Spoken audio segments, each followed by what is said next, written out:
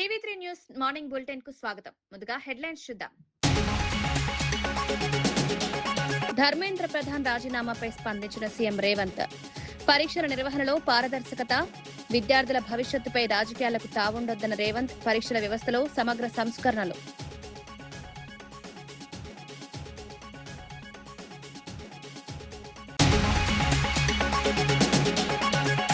జగన్ రాజకీయాలను ప్రజలు నమ్మరన్న Gorantla Buchaiah.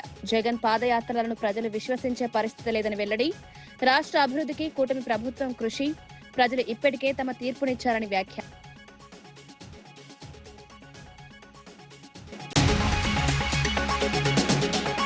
Fee reimbursement పై CM రాజీనామా చేయాలని రామచంద్రరావు. విద్యార్థుల బకాయిల చెల్లింపులో ప్రభుత్వ విఫలం. ధర్మేంద్ర ప్రధాన్ రాజీనామా వ్యక్తిగత నిర్ణయం. యువతను తప్పుదోవ పట్టించొద్దని సూచన.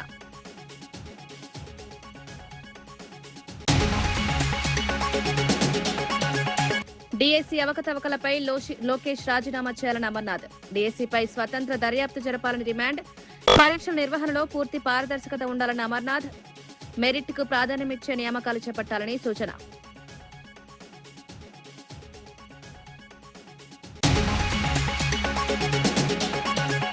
కృష్ణా జలాలపై గూగుల్ బ్రిడ్జ్ ను పరిశీలించిన బీఆర్ఎస్ నేతలు. తెలంగాణకు నీటి ప్రవాహం తగ్గుతోందని ఆందోళన.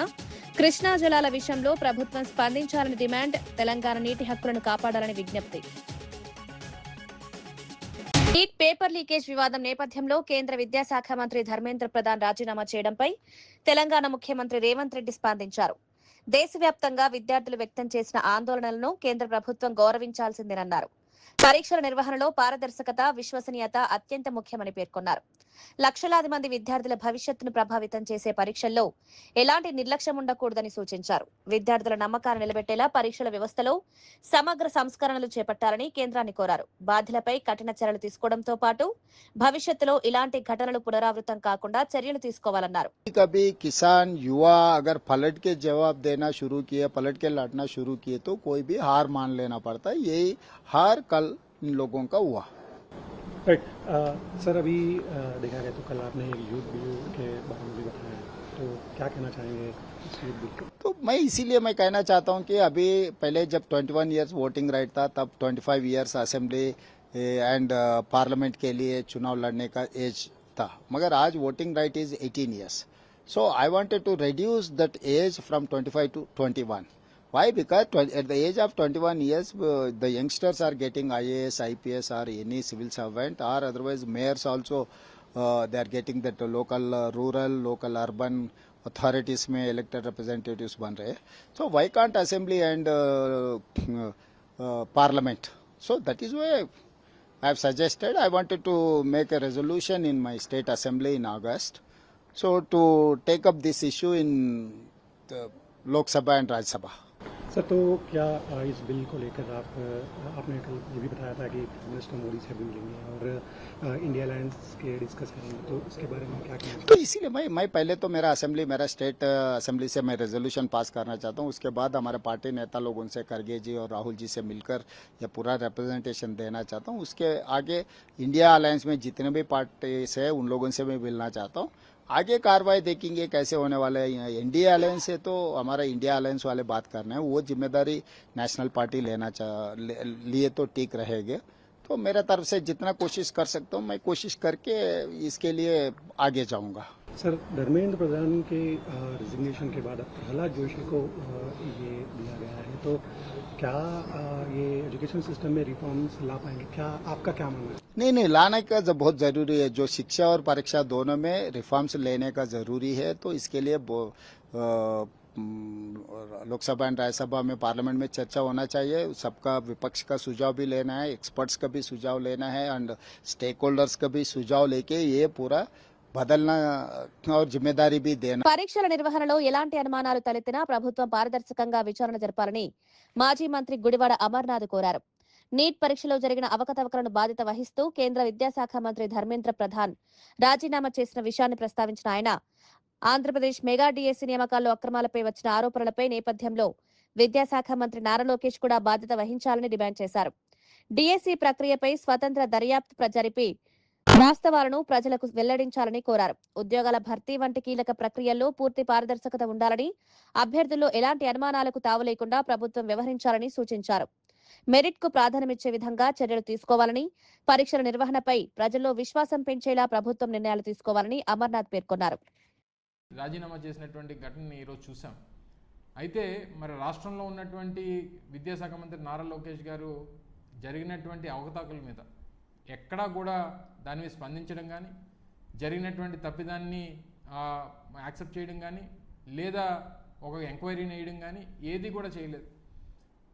ఒక పక్క ముఖ్యమంత్రి గారు కొడుకు, దానికి సంబంధించినటువంటి వచ్చినటువంటి ప్రశ్నలు, ముఖ్యంగా మాజీ ముఖ్యమంత్రి జగన్మోహన్ రెడ్డి గారు లేవనెత్తినటువంటి అనేక అంశాలు, ఏ విషయానికి కూడా వారు సమాధానం చెప్పకుండా, కనీసం ఎంక్వైరీ వేయకుండా లక్షలాది మంది ఉద్యోగ అవకాశాల కోసం, మరి ముఖ్యంగా టీచర్ వృత్తి కోసం పాకులాడినటువంటి అనేక మంది, ఈరోజు ఎంతోమంది యువత ఎదురు చూస్తూ ఎప్పుడు పరీక్ష పెడితే ఎప్పుడు సెలెక్ట్ అవుతాం, ఎప్పుడు మన కుటుంబాన్ని మనం మోసేటువంటి అవకాశం మనకు వస్తుంది అన్నటువంటి ఉద్దేశంతో ఎదురు చూస్తున్నటువంటి ఎంతోమంది యువతకి ఈరోజు నిరాశ కనబడతా ఉంది. ఈరోజు క్వశ్చన్ పేపర్ చేసేటువంటి వ్యవస్థ కానీ, లేదా పరీక్ష నిర్వహించేటువంటి వ్యవస్థ కానీ, ఇవి రెండు డిఫరెంట్ వ్యవస్థలకు ఇవ్వడం జరిగింది. కానీ రెండు వ్యవస్థలకి ఒకరే ఇన్ఛార్జ్ ఆఫీసర్గా పనిచేయడం అనేటువంటి దాంట్లో అనేక అనుమానాలు వచ్చినటువంటి సందర్భాలు చూసాం. ఎవరైతే క్వశ్చన్ పేపర్ తయారు చేస్తున్నటువంటి వ్యవస్థ ఏదైతే ఉందో ఆ వ్యవస్థలో పనిచేస్తున్నటువంటి ఒక అవుట్సోర్సింగ్ విద్యార్థికి స్టేట్ టాపర్గా వచ్చాడు.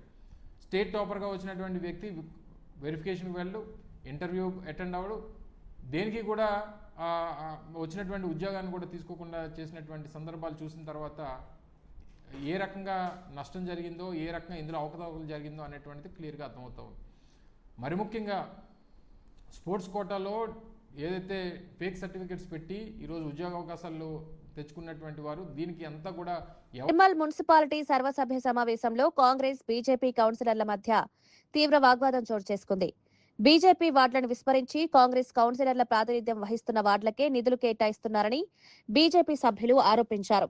స్థానిక సమస్యల పరిష్కారంపై చర్చ జరగాల్సిన సమావేశాన్ని రాజకీయ విమర్శల వేదికగా మార్చారని మండిపడ్డారు. స్థానిక ఎమ్మెల్యే మహేశ్వర్ రెడ్డిని లక్ష్యంగా చేసుకుని కాంగ్రెస్ నాయకులు వ్యవహరిస్తున్నారని విమర్శించారు. పట్టణాభివృద్ధి, మౌలిక వసతులు, ప్రజా సమస్యలపై దృష్టి పెట్టాల్సిన సమయంలో రాజకీయ ఆరోపణలు చేయడం సరికాదని పేర్కొన్నారు. సమావేశంలో ఇరు పార్టీల సభ్యులు పరస్పరం ఆరోపణలు చేసుకోవడంతో కొంతసేపు ఉద్రిక్త పరిస్థితులు నెలకొన్నాయి. అనంతరం అధికారులు జోక్యం చేసుకుని పరిస్థితిని సద్దుమణిగించారు.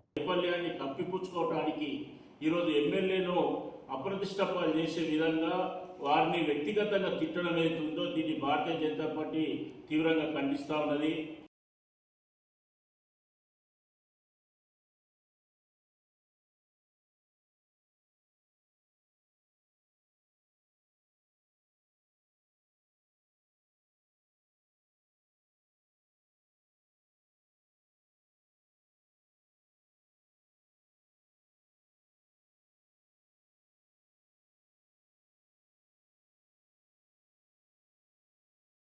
గుంటూరు నగరం జీఎంసీలో విలీనమైన గ్రామాలకు రాబోయే 30 నుంచి 50 సంవత్సరాల వరకు తాగునీటి అవసరాలను తీర్చే లక్ష్యంతో అమృత్ 2.0 ప్రాజెక్టును కేంద్ర మంత్రి పెమ్మసాని చంద్రశేఖర్ ప్రారంభించారు. 577 కోట్ల వ్యయంతో చేపడుతున్న ఈ ప్రాజెక్టులో ఆధునిక నీటి సరఫరా, మౌలిక సదుపాయాలతో పాటు తక్కెళ్లపాడులో 50 MLD సామర్థ్యంతో కొత్త రిజర్వాయర్ నిర్మించనున్నారు. పెరుగుతున్న జనాభా అవసరాలను దృష్టిలో ఉంచుకుని ప్రాజెక్టును రూపొందించినట్లు మంత్రి తెలిపారు. భవిష్యత్తులో తాగునీటి కొరత లేకుండా శాశ్వత పరిష్కారం అందించడమే ప్రభుత్వ లక్ష్యమన్నారు. నగర అభివృద్ధికి అవసరమైన మౌలిక వసతుల కల్పనలో కేంద్ర, రాష్ట్ర ప్రభుత్వాలు సమన్వయంతో పనిచేస్తున్నాయన్నారు. అమృత్ 2.0 పూర్తయితే గుంటూరు ప్రజలకు నాణ్యమైన తాగునీరు అందుబాటులోకి రావడంతో పాటు నగర అభివృద్ధికి మరింత ఊతం లభిస్తుందని అధికారులు వెల్లడించారు.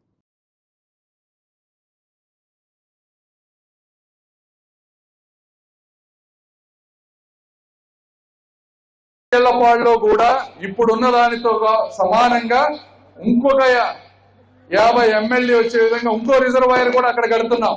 అదెందుకు కడుతున్నాము అంటే ఆ చుట్టుపక్కల ప్రాంతంలో కలిసేటువంటి గ్రామాలు ఏటుకూరు, బుడంపాడు, ఇలా ఆ గ్రామాలకు కూడా అడిషనల్ గా నీళ్లు కావాలంటే ఇప్పుడున్నటువంటి సామర్థ్యం సరిపోదు. కాబట్టి అక్కడ కూడా ఒక 50 MLD రిజర్వాయర్ కడతా ఉన్నాం.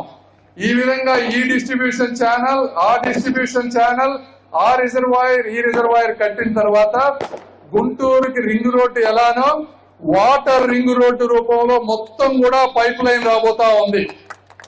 ఈ రింగ్ రోడ్డు పైప్ లైన్ ద్వారా విలీన 10 గ్రామాలకే కాకుండా ఆ రింగ్ రోడ్డు నుంచి ఏ గ్రామానికైనా అక్కడి నుంచి చిన్న పైప్ వేసుకుంటే ఇప్పుడున్నటువంటి సామర్థ్యం ద్వారా ప్రతి గ్రామానికి వచ్చే 30, 40, 50 సంవత్సరాల్లో ప్రతి పేదవాడికి స్వచ్ఛమైనటువంటి నీరు ఎంత కావాలంటే అంత ప్రతి ఇంటికి ఇచ్చేటువంటి కార్యక్రమమే ఈ రోజు మనం చేసుకున్నటువంటి 550 కోట్ల రూపాయల కార్యక్రమం.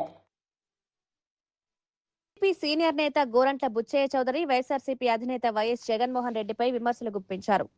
జగన్ చేపట్టే పాదయాత్రలను ప్రజలిక నమ్మే పరిస్థితి లేదని, ఆయన రాజకీయ తీరును రాష్ట్ర ప్రజలు పూర్తిగా అర్థం చేసుకున్నారని వ్యాఖ్యానించారు. గత ప్రభుత్వ పాలనలో ఆంధ్రప్రదేశ్ అభివృద్ధి తీవ్రంగా దెబ్బతిందని ఆరోపించారు. రాష్ట్ర ప్రయోజనాల కంటే రాజకీయ ప్రయోజనాలకే ప్రాధాన్యమిచ్చారని విమర్శించారు. కూటమి ప్రభుత్వ అభివృద్ధి సంక్షేమాన్ని సమన్వయంతో ముందుకు తీసుకెళ్తోందని పేర్కొన్నారు. ప్రజలు ఇప్పటికే తమ తీర్పునిచ్చారని, రాష్ట్ర అభివృద్ధికి ఆటంకం కలిగించే రాజకీయాలను ఇక స్వీకరించారన్నారు. రాష్ట్ర పునర్నిర్మాణం, పెట్టుబడుల ఆకర్షణ, ఉపాధి అవకాశాల కల్పన దిశగా ప్రభుత్వం కృషి చేస్తోందని, ప్రజలు కూడా ఆ దిశగానే మద్దతునిస్తున్నారని గోరంట్ల బుచ్చయ్య చౌదరి తెలిపారు. ఏంటో ఆయన నిజ స్వరూపం తెలిసింది. హత్యలు చేసే వాళ్ళని ప్రోత్సహిస్తాడు, యాక్సిడెంట్లు చేసి చంపిస్తే ప్రోత్సహిస్తాడు, మద్యం మత్తుగా తప్పుడుతో వ్యాపారం చేసిన వాళ్ళని సమర్థిస్తాడు, ఇవాళ బియ్యాన్ని దొంగతనంగా అమ్ముకున్న వాళ్ళ మీద సమర్థిస్తాడు. అవినీతికి కేంద్ర బిందువు జగన్మోహన్ రెడ్డి. అలాంటి వ్యక్తి ఇవాళ పాదయాత్ర చేస్తే నమ్మేవాళ్ళు ఎవరు? 5 సంవత్సరాలు సర్వనాశనం చేశాడు. తల్లికి వందనం ఎగ్జాంపుల్. ఎంతమంది ఉన్నా 15,000 రూపాయలు ఇస్తున్న పెద్ద మనిషి కేవలం ఒక్క బిడ్డకు మాత్రమే ఇచ్చాడు.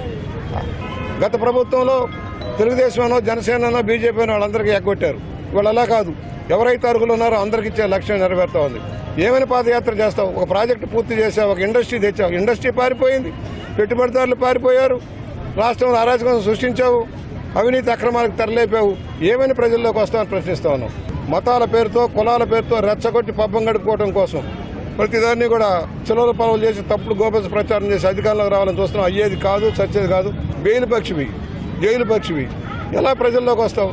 నువ్వు ఉండాల్సిన జైల్లో కానీ ప్రజల మధ్య కాదని ప్రజలు నిర్ణయించారు. అందుకని 11 సీట్లతో సరిపెట్టారు. ఈ తప్ప 11 కూడా రద్దయ్యే అవకాశం ఉంది. భోగాపురంలో నిర్మించిన అల్లూరి సీతారామరాజు అంతర్జాతీయ విమానాశ్రయ ప్రారంభోత్సవానికి ఏర్పాట్లు శరవేగంగా సాగుతున్నాయి. ప్రధానమంత్రి నరేంద్ర మోదీ పర్యటన విజయవంతం చేసేందుకు మంత్రులు, అధికారులు సమీక్ష నిర్వహించారు. సభా ప్రాంగణం, పార్కింగ్, ట్రాఫిక్ నియంత్రణ, వీఐపీ రాకపోకలు, భద్రత, తాగునీరు, ఆహార పంపిణీ వంటి అన్ని అంశాలపై ప్రత్యేక దృష్టి సారించారు.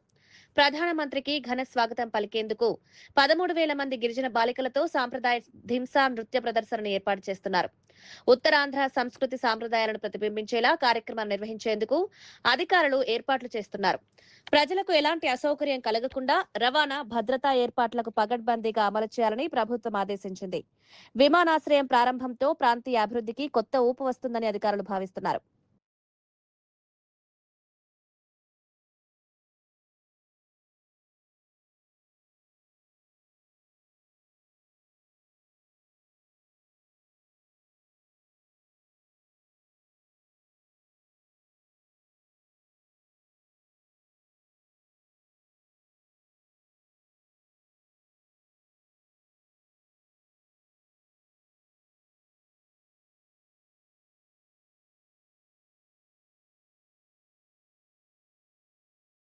కేంద్ర విద్యాశాఖ మంత్రి ధర్మేంద్ర ప్రధాన్ రాజీనామాను రాష్ట్రపతి ఆమోదించిన అనంతరం ప్రధాని నరేంద్ర మోదీ విద్యాశాఖ అదనపు బాధ్యతలను కేంద్ర మంత్రి ప్రహ్లాద్ జోషికి అప్పగించారు. కొత్త బాధ్యతలు స్వీకరించిన ప్రహ్లాద్ జోషి ప్రధానికి కృతజ్ఞతలు తెలిపారు. తనపై ఉంచిన నమ్మకాన్ని నిలబెట్టుకుంటూ అత్యంత బాధ్యతాయుతంగా విధులు నిర్వహిస్తారని పేర్కొన్నారు. గత 4 నుంచి 5 సంవత్సరాల్లో జాతీయ విద్యా విధానం అమల్లో ధర్మేంద్ర ప్రధాన్ కీలక పాత్ర పోషించారని కొనియాడారు. ప్రస్తుతం వినియోగదారుల వ్యవహారాలు, ఆహార ప్రజా పంపిణీ, పునరుత్పాదక ఇంధన శాఖలతో పాటు విద్యాశాఖను కూడా నిర్వహించనున్నారు. విద్యార్థుల ప్రయోజనాలు, విద్యా సంస్కరణలు, పరీక్షల నిర్వహణలో పారదర్శకతకు ప్రాధాన్యమిస్తామని తెలిపారు. जिम्मेदारी निभाऊंगा. I accept this responsibility with sense of duty and humility, and I am thankful to the Prime Minister In last 12 years of Prime Minister Shri Modi government, many historical achievements have been done, and even in last 4-5 years, Shri Dharmendra Pradhan also executed national new education policy.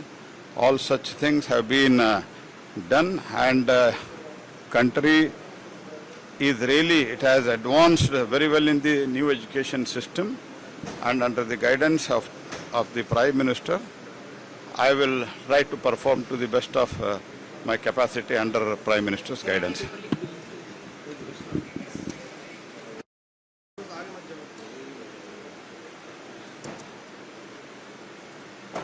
प्रधानमंत्री जी ने एक नई जिम्मेदारी मेरे ऊपर विश्वास रख के दिया है, और जो प्रधानमंत्री जी ने विश्वास रख के इतना बड़ा जिम्मेदारी मेरे ऊपर दिया है, उसको मैं पूरा विनम्रता के साथ और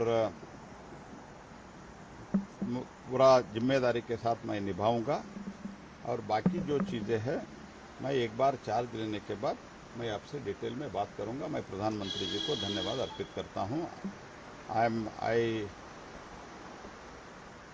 thank Honorable Prime Minister for giving such a huge responsibility, and with a great trust he has assigned this responsibility to me. I can only say at this moment, under his guidance, under his leadership, I will perform, and I will try to come to his expectation in this particular department, and I will with full strength I will try to work with all humility and honesty, and I thank Honorable Prime Minister giving such responsibility. In detail I will talk to you after taking the charge. तो सोमवार को anti paper leak bill आने वाला है संसद में। ना वो सब मैं कल ఆంధ్రప్రదేశ్లో డిఎస్సి ఉపాధ్యాయ నియామక ప్రక్రియలో భారీ అక్రమాలు జరిగాయని వైఎస్ఆర్సీపీ ఎమ్మెల్సీ పర్వతిరెడ్డి చంద్రశేఖర్ రెడ్డి ఆరోపించారు. మొత్తం వ్యవహారంపై కేంద్ర దర్యాప్తు సంస్థ సిబిఐతో విచారణ జరిపించాలని డిమాండ్ చేశారు. నీట్ పేపర్ లీకేజ్ ఘటనకు నైతిక బాధ్యత వహిస్తూ కేంద్ర విద్యాశాఖ మంత్రి ధర్మేంద్ర ప్రధాన్ రాజీనామా చేసిన విషయాన్ని ప్రస్తావిస్తూ డిఎస్సి అవకతవకలను బాధ్యత వహిస్తూ రాష్ట్ర విద్యాశాఖ మంత్రి నారా లోకేష్ కూడా రాజీనామా చేయాలని కోరారు. నియామకాలపై వచ్చిన అనుమానాలను నివృత్తి చేసేందుకు స్వతంత్ర దర్యాప్తు అవసరమన్నారు. నిరుద్యోగ యువత భవిష్యత్తుతో ముడిపడిన అంశంలో ప్రభుత్వం పూర్తి పారదర్శకత పాటించాలని, నిజానిజాలు వెలుగులోకి తీసుకొచ్చి బాధ్యులపై చట్టపరమైన చర్యలు తీసుకోవాలని డిమాండ్ చేశారు. వాటిలో కనీసం ₹1 పెట్టైనా ఈ రోజుకి మీరు దాన్ని రిపేర్ చేసినటువంటి పరిస్థితి ఉందా? ఏ విధంగా మీరు ఈ రోజు ఎడ్యుకేషన్ డిపార్ట్మెంట్ లో కంటిన్యూ అయ్యేదానికి మీకు అవకాశం ఉందన్నది మీరు ఒకసారి ఆలోచించుకోవాల్సినటువంటి అవసరం ఉంది. సిబిఎస్ఈని రద్దు చేస్తున్నారు, టోఫెల్ రద్దు చేస్తారు, ఐబీ సిలబస్ రద్దు చేస్తారు. ప్రతి ఒక్కటి కూడా మీరు రద్దులు తప్ప ఈరోజు కొత్తగా ఏం చేస్తున్నారన్నది మిమ్మల్ని అడుగుతా ఉన్నాను. తల్లికి వందనం ఇస్తే ఈ రోజు అనేక మంది ఎలిజిబుల్ క్యాండిడేట్స్ కి, సుమారుగా 20 లక్షల మంది ఎలిజిబుల్ క్యాండిడేట్స్ కి ఈ రోజు మీరు మొండి చేసి చూపించినటువంటి పరిస్థితి. ఆ లెక్కలు కూడా త్వరలోనే బయట పెడతామని కూడా తెలియజేస్తా ఉన్నాను. కాబట్టి మా డిమాండ్ ఒకటే, దీని మీద సిబిఐ ఎంక్వైరీ జరగాలి, దాంతో పాటుగా లోకేష్ గారు రాజీనామా చేయాలన్నది ఈ రోజు వైఎస్ఆర్సీపీ తరఫున చేసినటువంటి డిమాండ్.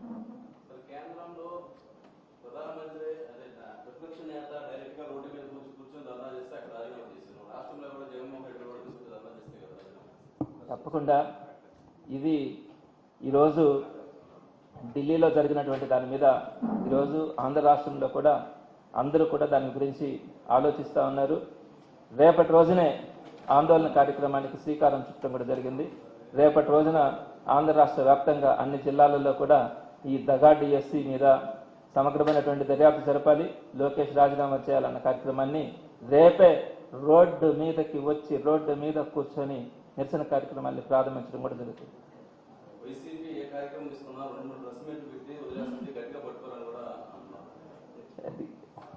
ఇక్కడ ప్రజల దృష్టికి తీసుకెళ్ళడానికి మా ప్రయత్నం జరుగుతుంది.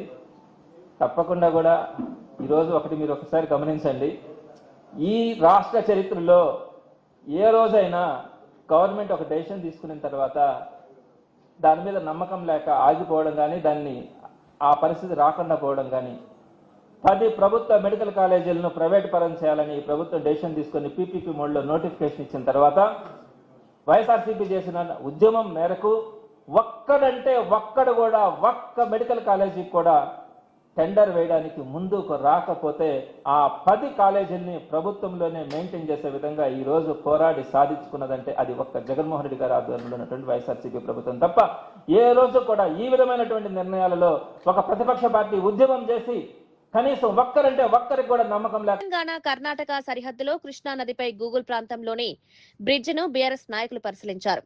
మాజీ మంత్రులు వి శ్రీనివాస్ గౌడ్, లక్ష్మారెడ్డి, మాజీ ఎమ్మెల్యేలు, ఎమ్మెల్సీలు ఈ పర్యటనలో పాల్గొన్నారు. కర్ణాటక పరిధిలోని బ్రిడ్జిల వద్ద హైడ్రాలిక్ గేట్లు ఏర్పాటు చేయడంతో దిగువకు నీటి విడుదల తగ్గుతోందని ఆందోళన వ్యక్తం చేశారు. తెలంగాణకు రావాల్సిన నీటి ప్రవాహంపై దీనివల్ల ప్రభావం పడుతోందని పేర్కొన్నారు. కృష్ణా జలాల పంపిణీ విషయంలో రాష్ట్ర ప్రయోజనాలను కాపాడేందుకు ప్రభుత్వం వెంటనే స్పందించాలని డిమాండ్ చేశారు.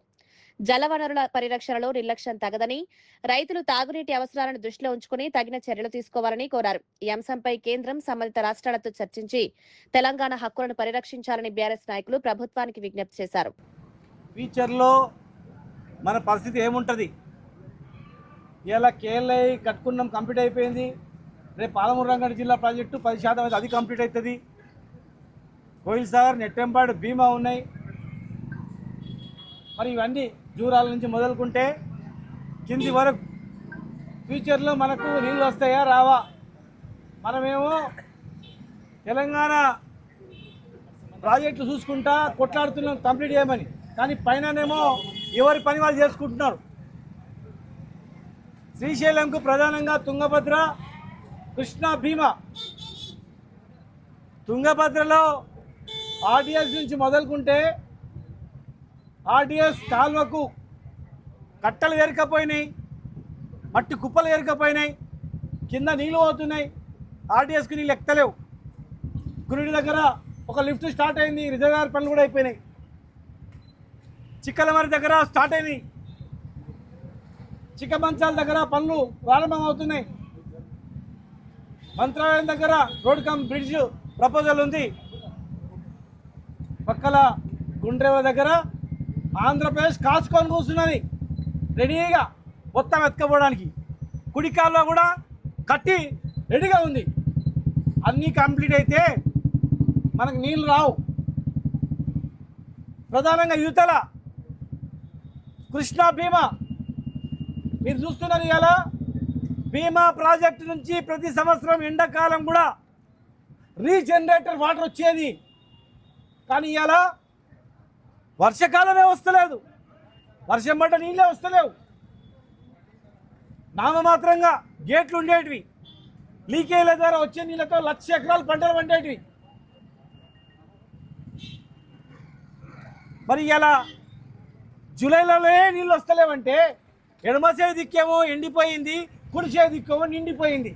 కర్ణాటక నిండింది, ఇక్కడ ఎండిపోయింది.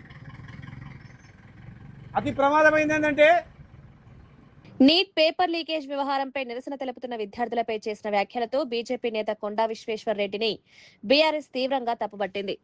నిరసన వ్యక్తం చేస్తున్న విద్యార్థులను అమెరికా వంటి దేశాల్లో కాల్చిపారిస్తారంటూ మాట్లాడడం అత్యంత బాధ్యతారాహిత్యమని విమర్శించింది. ఇప్పటికే నీట్ వివాదం కారణంగా పలువురు విద్యార్థులు ప్రాణాలు కోల్పోయినా బీజేపీ నేతలు కనీస మానవత్వం చూపడం లేదని ఆరోపించింది. విద్యార్థుల బాధలను అర్థం చేసుకోకుండా అధికారం, అహంకారంతో మాట్లాడుతున్నారని మండిపడింది. ప్రజాస్వామ్యంలో శాంతియుత నిరసన ప్రతి పౌరుడి హక్కు అని, దాన్ని అణిచివేసేలా మాట్లాడడం తగదని పేర్కొన్నారు. పార్లమెంట్ దిక్కొస్తుండ్రు, వేరే దేశాలలో తుపాకులతోటి కాల్చేవారు. తెలంగాణ బీజేపీ రాష్ట్ర అధ్యక్షుడు ఎన్ రామచంద్రరావు ముఖ్యమంత్రి రేవంత్ రెడ్డిపై తీవ్ర విమర్శలు చేశారు. విద్యార్థులకు ఫీజు రియంబర్స్మెంట్ బకాయిలు చెల్లించడంలో ప్రభుత్వం పూర్తిగా విఫలమైందని ఆరోపిస్తూ విద్యాశాఖ బాధ్యతలు నిర్వహిస్తున్న ముఖ్యమంత్రి ఆ పదవికి రాజీనామా చేయాలని డిమాండ్ చేశారు. సికింద్రాబాద్ లో నిర్వహించిన కార్గిల్ విజయ్ దివస్ కార్యక్రమంలో మాట్లాడుతూ ఢిల్లీలో జరిగిన విద్యార్థుల నిరసనల వెనుక విదేశీ శక్తుల ప్రమేయం ఉందని ఆరోపించారు. కేంద్ర ప్రభుత్వం యువత ఒత్తిడికి తలొగ్గి నిర్ణయం తీసుకుందన్న ప్రచారం అవాస్తవమని పేర్కొన్నారు. కేంద్ర మంత్రి ధర్మేంద్ర ప్రధాన్ రాజీనామా ఆయన వ్యక్తిగత నిర్ణయమని స్పష్టం చేశారు. ఎన్నికల్లో పోటీ వయసును 21 ఏళ్లకు తగ్గించాలన్న ముఖ్యమంత్రి వ్యాఖ్యలను కూడా తప్పుబట్టిన ఆయన యువతను తప్పుదోవ పట్టించే ప్రకటనలు చేయకుండా ప్రభుత్వం బాధ్యతాయుతంగా వ్యవహరించాలని సూచించారు.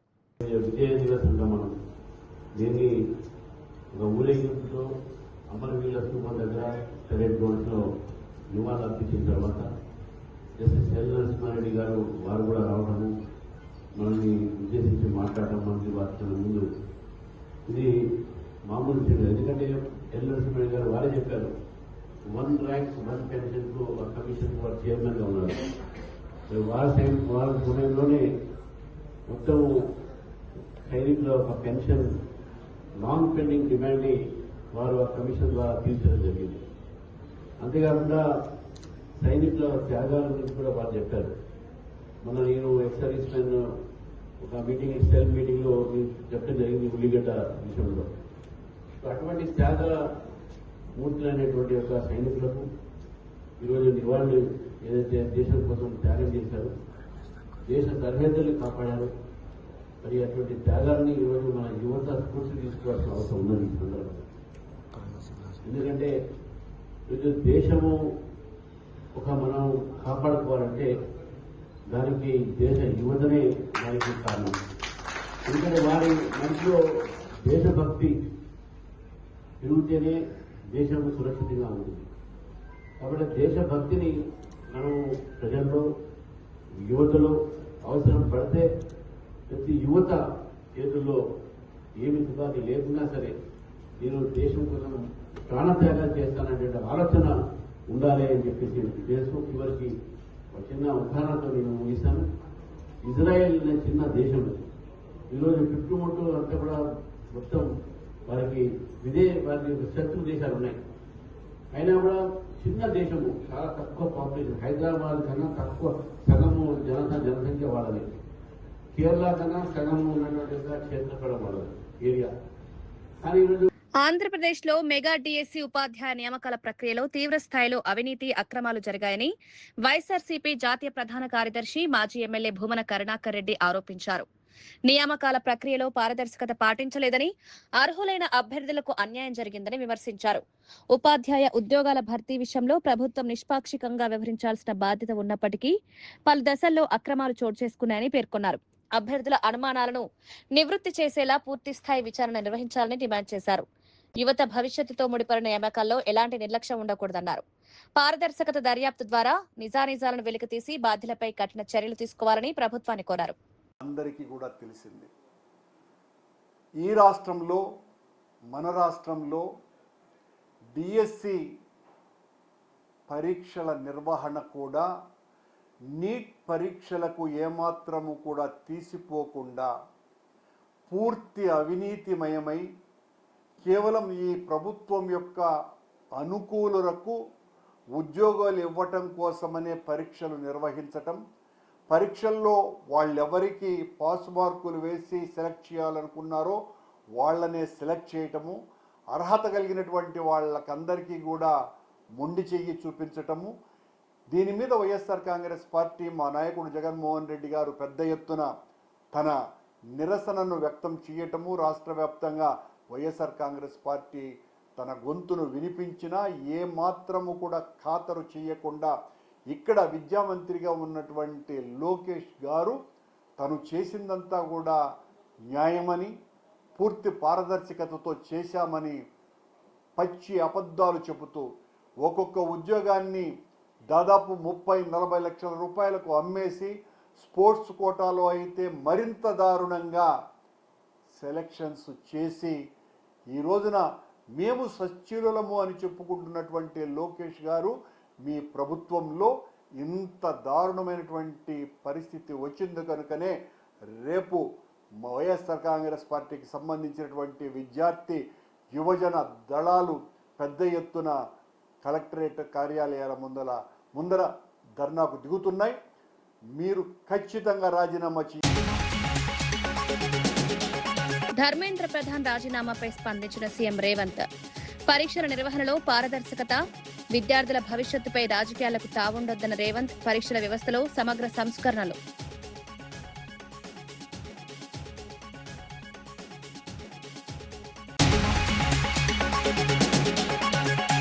జగన్ రాజకీయాలను ప్రజలు నమ్మరన్న గోరంట్ల బుచ్చయ్య, జగన్ పాదయాత్రలను ప్రజలు విశ్వసించే పరిస్థితి లేదని వెల్లడి, రాష్ట్ర అభివృద్ధికి కూటమి ప్రభుత్వం కృషి, ప్రజలు ఇప్పటికే తమ తీర్పునిచ్చారని వ్యాఖ్య.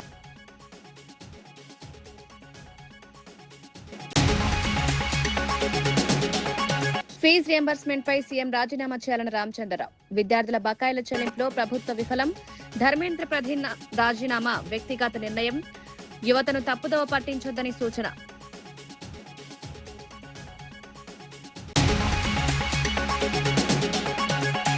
డీఎస్సీ అవకతవకలపై లోకేష్ రాజీనామా చేయాలని అమర్నాథ్. డీఎస్సీపై స్వతంత్ర దర్యాప్తు జరపాలని డిమాండ్.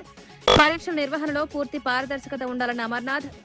మెరిట్కు ప్రాధాన్యమిచ్చే నియామకాలు చేపట్టాలని సూచన.